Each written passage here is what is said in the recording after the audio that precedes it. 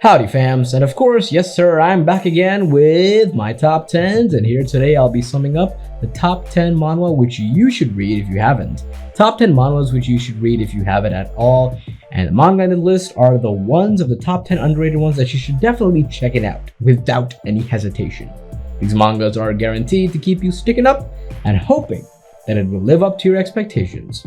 Hope our today's list will end up making you guys read something from the list for sure. And now without having any more delays, let's get straight into our list.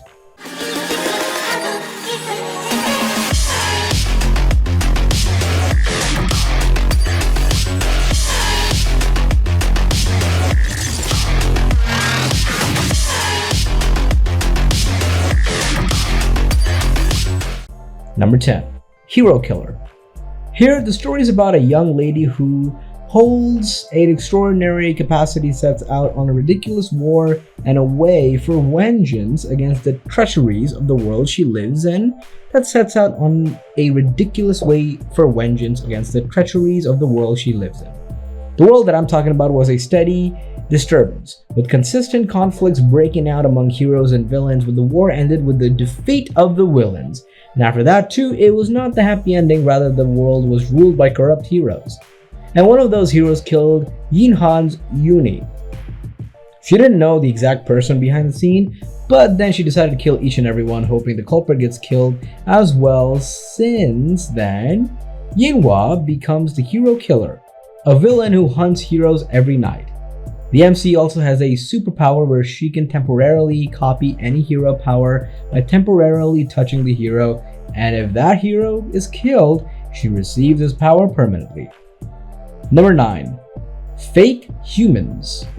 Jia is a 20-year-old lady who escaped her abusive mother and now lives in a modest life with her little sister named Sua.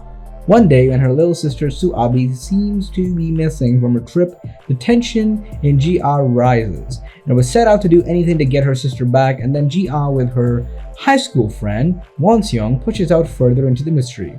It's a pretty decent manhwa, not gonna lie. Number 8. The Lord of the Light and Shadow. Three best friends, Goom Sochang, who was the manager of the Goom Gang groups, Yu Sokuhu, who was a top special investigator, and then Kim Namhoon, who was a Korean assemblyman. Powerful guy friends ever since they were kids, and the friendship between them never changed. It was still shown that they would still help each other out even when they were adults.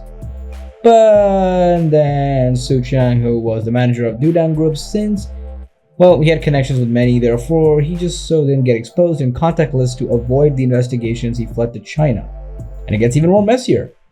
So you gotta check this one out to find out how it gets messier. I'm not spoiling it. Number 7. The Long Way of the Warrior.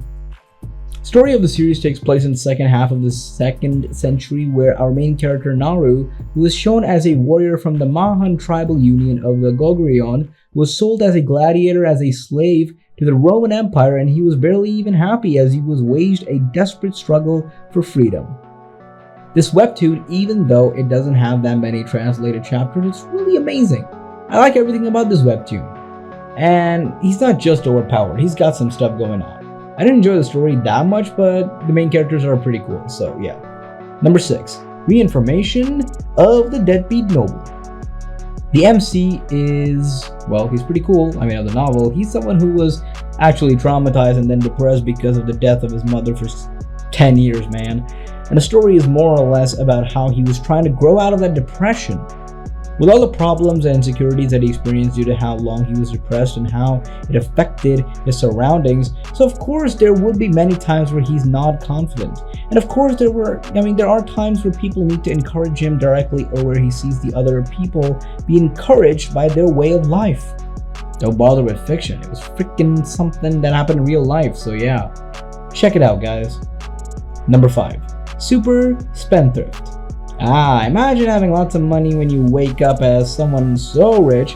I know it might not be possible for you, but this series' main lead actually has a dream come true for him. Our lead, when he woke up, became the son of Duke Li in Ming Dynasty. Yeah, he was rich, but he was also well known as a spendthrift. And it just doesn't stop here. He also spent a lot and indulged himself in numerous beauties. But he never wanted to stay the same, and he holds a good knowledge in the future, and also was really ambitious and passionate about leaving some contribution to his name, of course, in the Chinese history. The story is pretty interesting, so check it out. Number 4, I have a SSS-rank trait, but I want a normal life.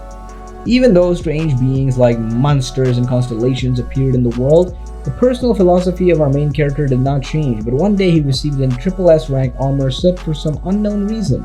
And after that, he had to say goodbye to his normal life. Now he has a choice. Just kidding, he has no choice. Either level up to protect himself or nothing. The first few chapters of this manga are pretty slow, but then it gets pretty cool. Yeah, it's above. You know what? I'm just gonna say above average. Yeah, there we go. That's the word. Bad guys are written very well as well. They're good at using their heads, so the art is also quite nice, and I like it. Number 3, I reincarnated as a legendary surgeon. A reincarnation series, as from the title you should already be aware, but this one holds something different from any other reincarnation story. So, Jisoo-han, who's a third year of general surgery, eventually dies just before becoming a specialist, but just because of his good deeds, he was given another chance to live again, and he was reincarnated as a dead man who was killed by mountain bandits. And then later he realizes that he was reincarnated as a legendary surgeon of the 200s. An unexpected and extraordinary journey of our MC in the body of a legendary surgeon.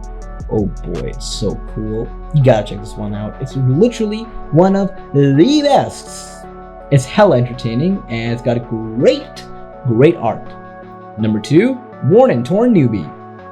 After wasting about 15 years of time and money on a VR MMORPG game, Deus Ex Machina, our MC finds himself in debt to a loan shark and fearing that will become of him if he's not able to pay off the money he owes. He purchases a sword and tries to level up the sword. His goal was to get up to +7 to pay off his debt by putting it up for auction after he raised the sword's stats. A grease sets in and he tries for more, only for the sword to be destroyed.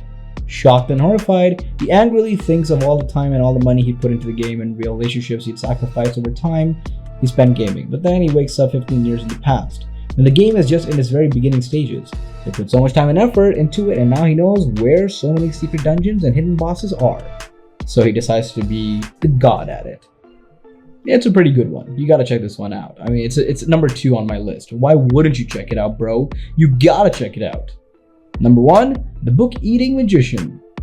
The protagonist here is a loser who can't graduate school. It's obvious that his main objective when he gets his cheat is to get rid of all the loser tag and graduate, especially when his and family's honor is on the line. He's a human being, sure he's fictional, but he's still he's the one in the manga, so his scope can't be as wide as a reader. You know, it's pretty cool. You understand pretty quickly that he can't instantly become OP because he's limited by his circles.